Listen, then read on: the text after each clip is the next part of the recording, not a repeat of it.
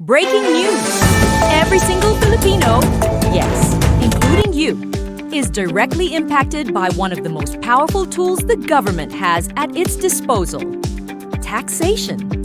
Whether you're buying a snack, starting a business, or receiving public services like education and healthcare, you are part of a system that keeps the country running.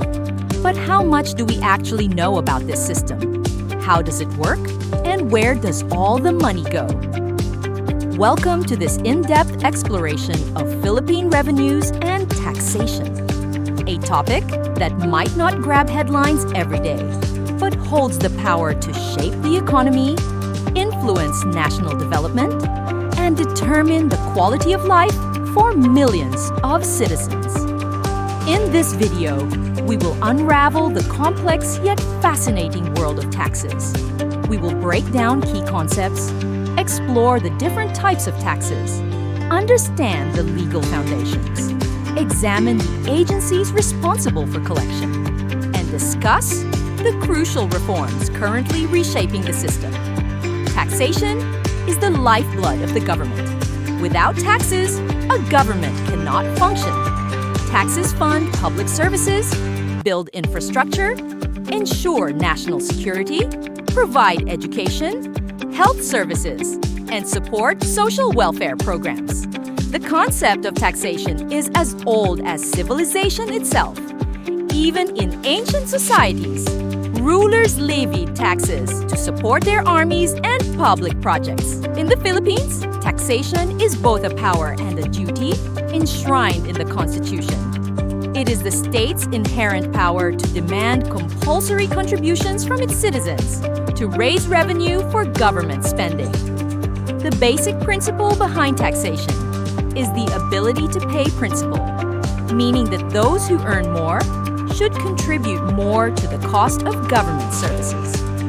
Public revenue, on the other hand, refers to all the income that the government receives. It includes not just taxes, but also non-tax revenues, such as fees, licenses, and income from government-owned and controlled corporations. But taxes remain the single biggest source of public revenue. This is why taxation is considered not only an economic necessity, but also a moral obligation. By paying taxes, citizens contribute to the common good. The power to tax is vested in the Philippine government by the Constitution.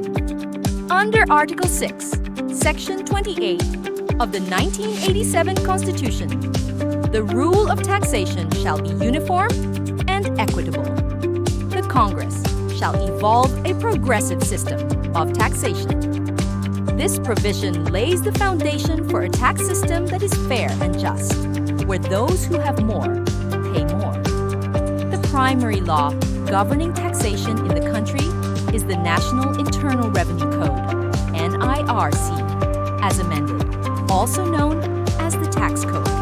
It provides the guidelines on how taxes should be computed, collected, and enforced. The Tax Reform for Acceleration and Inclusion, or TRAIN Law, which took effect in 2018, amended significant provisions of the National Internal Revenue Code to simplify the tax system and make it more equitable. The Local Government Code of 1991, meanwhile, grants local government units the authority to create their own sources of revenue and levy taxes, fees, and charges, as long as these do not conflict with national laws. This decentralization allows provinces, cities, municipalities, and barangays to have financial autonomy and better serve their constituents. Taxes in the Philippines are broadly classified into two: national taxes and local taxes. National taxes are those collected by the national government through the Bureau of Internal Revenue and the Bureau of Customs. These include income tax, value-added tax, or VAT, excise tax, and documentary stamp tax, among others. Income tax is a tax on the income of individuals and corporations. Under the TRAIN Law, Individuals with an annual taxable income of 250,000 pesos or less are exempt from income tax. Higher income earners are taxed progressively, with rates ranging from 20% to 35%. Value-added tax, or VAT, is a consumption tax imposed on the sale of goods and services. The standard VAT rate is 12%. Businesses collect VAT on behalf of the government and remit it accordingly. While it is often criticized as regressive, VAT remains a major revenue generator. Excise tax is imposed on specific goods such as alcohol, tobacco, fuel, and cars.